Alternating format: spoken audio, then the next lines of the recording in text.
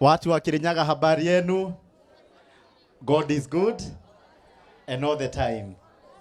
Naitwa Njoroge Kururia, mbunge wa Gatundu, Kiambu County.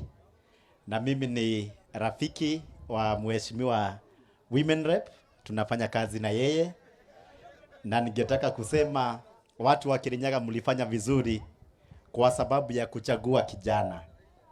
Tamuhurire iruhi. Sasa akikuwa pale bunge, mimi ndiye humchunga asichokozwe na watu. Na tunakaanga kiti, mimi nikakuwa anakaa hapa na mimi hapo next. Mtu akiongea naye namwambia nilitumwa na watu wa Kirinyaga niwaangalilie musta. Mimi nakuaga nimeokoka. Idetiguo.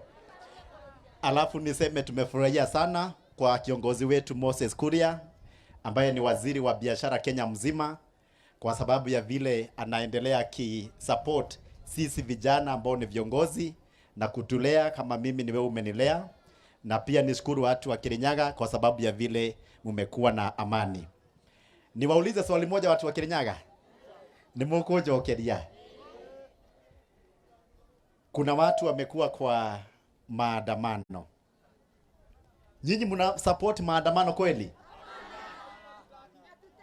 Kuna kiongozi wenu mmoja, mama yetu Karua, aende wanashindanga na wamefuatana na Raila Odinga na huku Kibera.